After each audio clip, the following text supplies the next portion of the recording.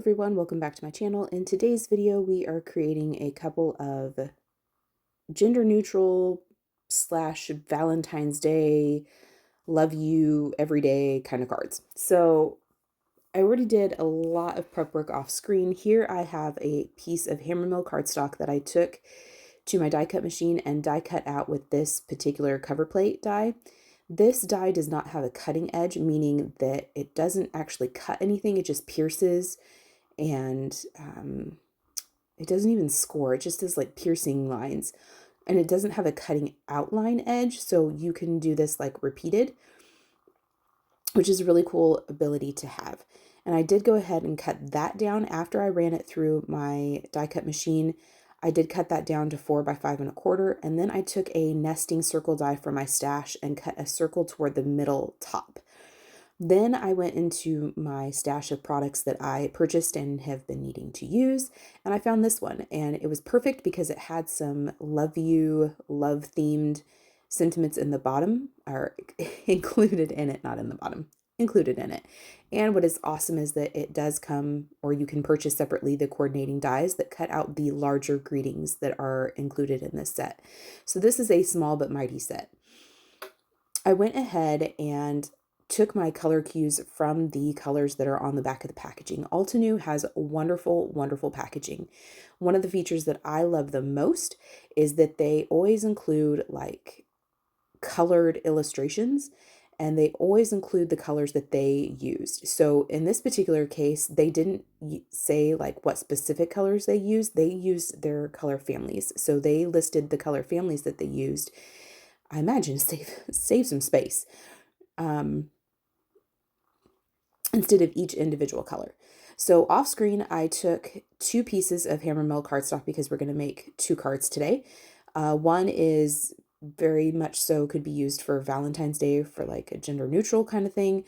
It's not so like, no pun intended, mushy in its love theme. And the other one is just kind of a encouraging sentiment. So I went ahead and stamped these using my Mini Misty, using HAMMERMILL cardstock and Gina K Obsidian amalgam ink. These have been drying like for several days. This was the soonest that I could get back to it, and so they have been drying for quite some time. One of the things that I have discovered through trial and error with Gina's Obsidian amalgam ink is that you have to make sure it is super, super dry. And even though I have let these have been drying for more than 24 hours, I still had some bleeding, which was kind of discouraging. I didn't really like that very much, obviously, but I'm not sure how I could have avoided it. The only thing that I can think of is that maybe I was like scrubbing really close to the lines, and it was really only the reds and pinks that bled. I was concerned that the yellows would bleed too, but they really didn't. It was the pinks and reds that really bled. So, and that's pretty common for that kind of color. So I guess I shouldn't be too terribly surprised, but it was still just kind of discouraging. So the color families on the back of the packaging that they used Rose Petals, Red Sunset, they used Pocketful of Sunshine, Coffee Break, and Warm Gray. And I did end up using all of those colors in each of those families. So I had a whole slew of Altenew artist markers on my desk. However, if you don't like to color, or you don't like to color with markers, or maybe you would rather watercolor, absolutely do that. Like, this video is not to focus on the coloring, it is really to focus on just the ability to use something that is very gender neutral and get a very different look. So one of these cards has a whole bunch of white space, and the other card has white space, but it's actually green. And a very similar look, but just a slightly different take on each of them. And that's really what I've discovered I've inadvertently been doing a lot this year so far, is taking the same stamp set and getting 2 different but similar looks. So I discovered that on one of the cards, I left out the darkest color which is the one on the right. And then the one on the left, I did use the darkest color. So just a different look. Maybe you want a softer look, and maybe the other one, you really want that dynamic dark contrast. So 2 different looks, whichever one strikes your fancy, go for that one. I am going to speed up the coloring because, like I said, the goal of this video was not to focus on the coloring. I am not doing anything fancy. I am doing a little bit of blending, but really not a whole lot. And again, I'm taking all of my cues from the packaging. I did color some of the stems of the mushroom a little different. I did color kind of the gills or the underside of the mushrooms a little different, but nothing crazy, nothing wild. So, I really did want to just speed this up and kind of get through the coloring. So whatever I did on one, I ended up doing on the other, and I cut the other one out because you don't need to sit here and watch me color. If you want to learn more about coloring, or you want to just kind of grow in your coloring, I would suggest watching Kelly Taylor here on YouTube, or Sandy Allnock on YouTube, or Christina Werner. All 3 of those ladies do magnificent coloring. Kelly Taylor does a really good job of what I would term attainable realism for the novice. Sandy Allnock does like professional stuff, like uber crazy professional, where, you know, the common Joe would drop some money on her work.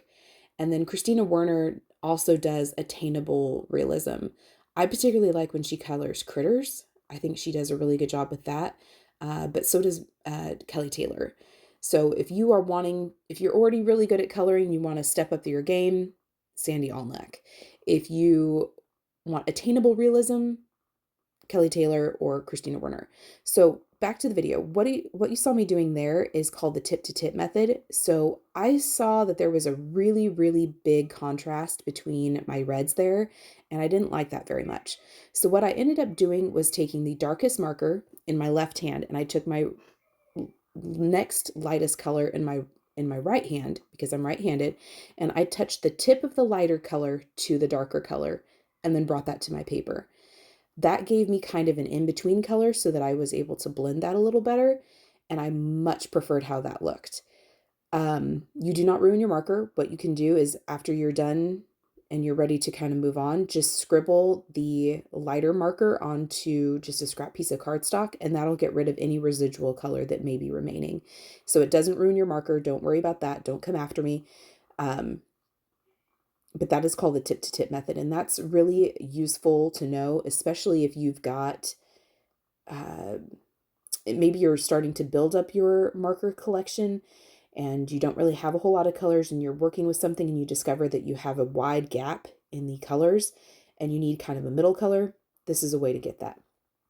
So once the coloring was all done, I did discover that I got out of lines quite a few times. I will show you how I try to correct that a little bit.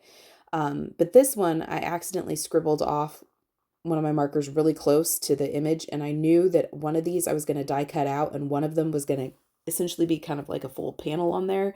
So the one that I got the scribbling really close to is the one that I die cut out right here.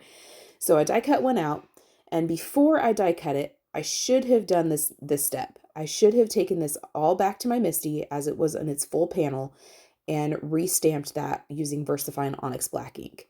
I forgot to do that. I do end up doing it, but you will see that with this one, I lay it back in my MISTI, and I end up getting a little bit of like double stamping, or like a hazy double image.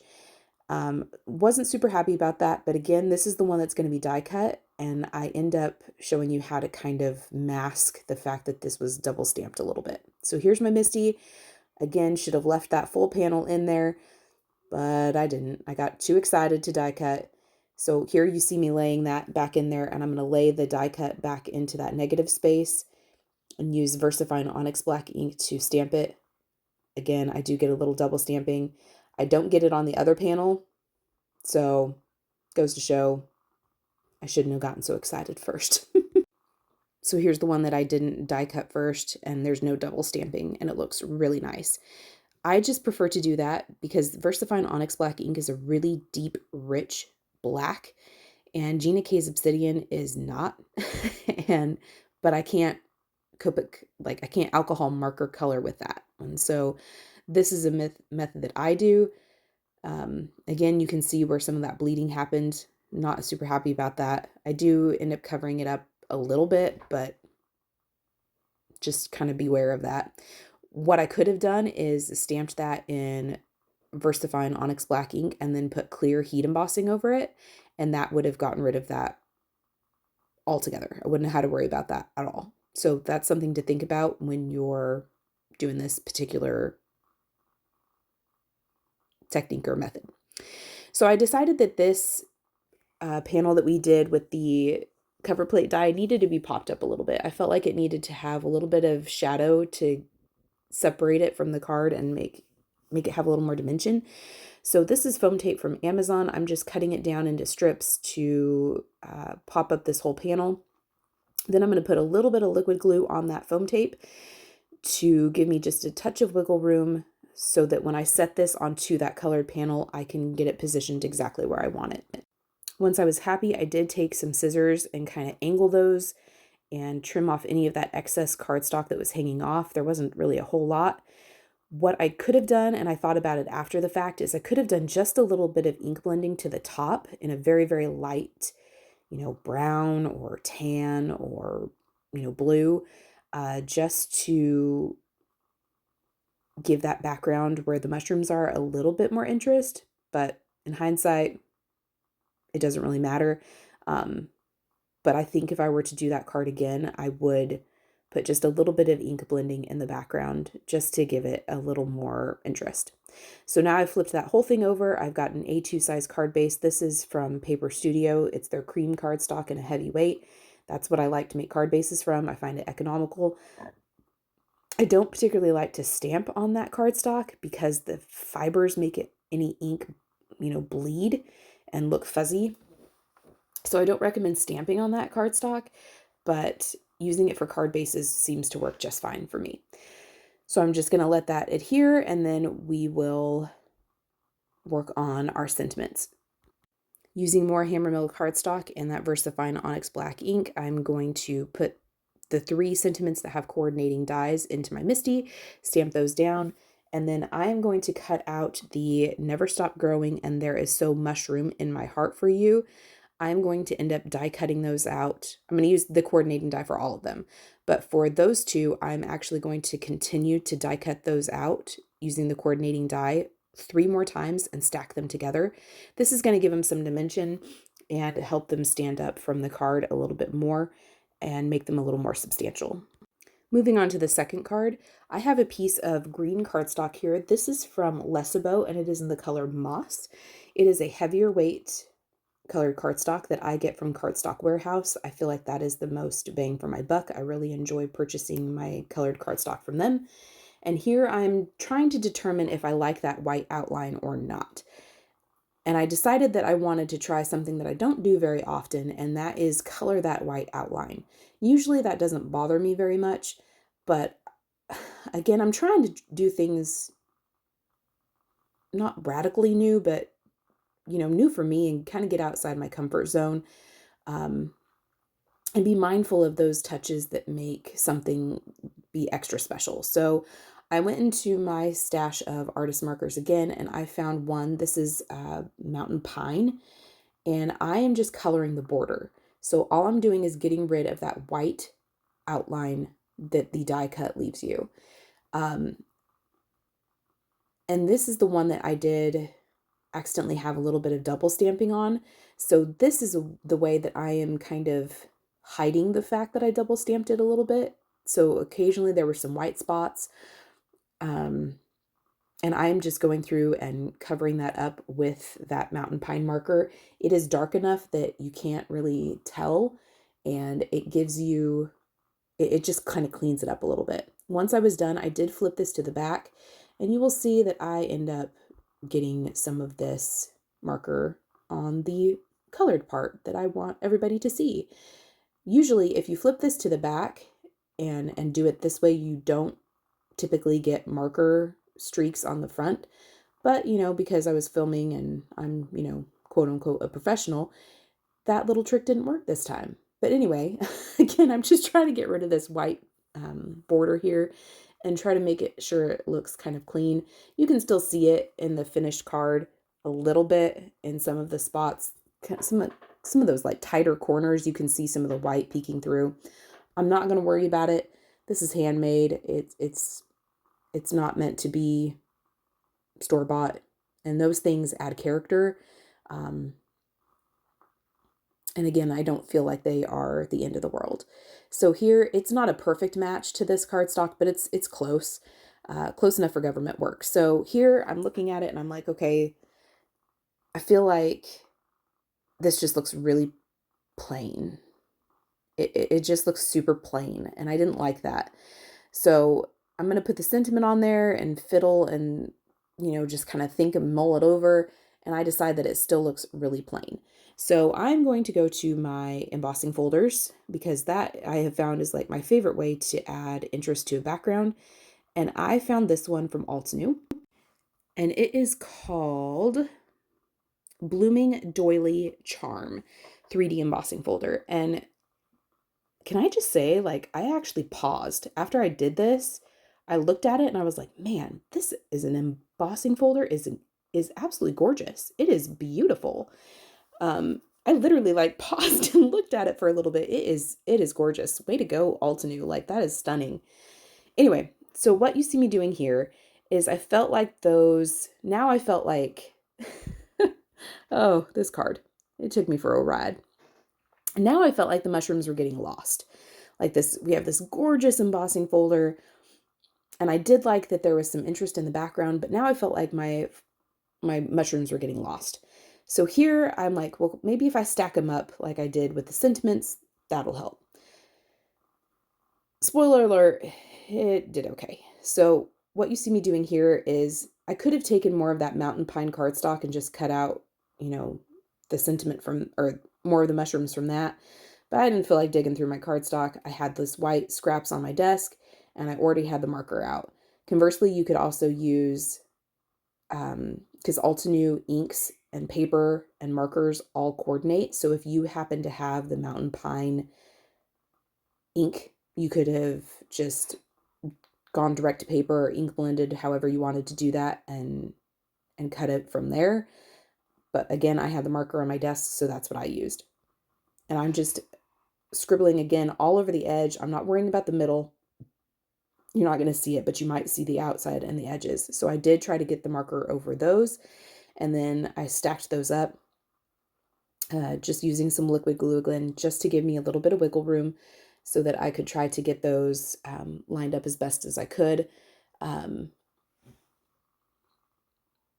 I should have set those aside to dry. I did get a little bit of glue oozing out, but live and learn. So after much internal debate, I went to my stash and I got some vellum. This is vellum that I get from Amazon, and I grabbed another nesting circle die from Simon Says Stamp, and I cut out a vellum circle to go behind this. I found that I had some silver vellum in my stash, and that was just a little too much, but it was very beautiful also. And I just put glue on the mushrooms, and I centered the vellum circle kind of more toward the bottom so that it would look like the mushrooms were sitting on the bottom of the circle. I don't know if that makes any sense. And then I'm just using a little bit more glue on just the back of the mushrooms themselves. That's where I'm going to hide my adhesive, because if you've ever used vellum before, you know that it shows adhesive super well. Super well. And one of the ways that you can hide the adhesive is to just hide it behind, you know, die cuts or embellishments, that kind of thing. So I'm going to let that dry, and then I'm going to glue my sentiment that has been stacked up down to that bottom kind of right hand corner. And then we are ready for some finishing touches on both of our cards. So I have these Nuvo drops. They have been in my stash for a long time, years. 5-6 years, guys. And I haven't used these in probably 2 years. it's been a long time, and they still work beautiful. So this is in the color Simply White, and I am just going over the dots on the mushrooms that have little dots. And this is one of the ways that I was able to hide where my ink kind of smeared. Um, and I end up doing this to both of the cards. I do kind of squeeze a little bit out on some scrap paper just to make sure there's no bubbles or it's not going to like explode everywhere. Ask me how I know that that happens. Yeah, it's happened. So I'm going to do that to both of the cards. And then to add just a little bit more shimmer and shine, I'm going to take a Spectrum Noir clear glitter brush pen and go over the other mushrooms. If you didn't want to do this, you could absolutely skip this step, but I thought it looked really nice and added just a little bit more interest and finishing, elements to this card. And I'm actually going to put the Spectrum Noir over all of the mushrooms on this one, just because this one is a little bit more simple. It has a lot more white space. I thought that that would be very nice. So on the green card, there is no shimmer on the mushrooms that have the Nuvo drops, and on the white card, there is Nuvo drops over all of it, and I thought that looked really nice. So I'm going to finish getting the Nuvo drops on the white card, and then these cards will be complete. I am tapping the back of the card just to kind of get those Nuvo drops to level and settle down and not have like a peak to them. But they did really well, and like I said, they have been in my stash for many moons, y'all. Many, many moons. And then that is it. That is both cards complete. So this is a really nice version of a gender neutral, not super mushy, again, pun totally intended that time, Valentine's Day card, or just to let someone know that you're thinking of them or encouraging them. So I appreciate you spending time with me. I hope you felt inspired, and we will see you next time.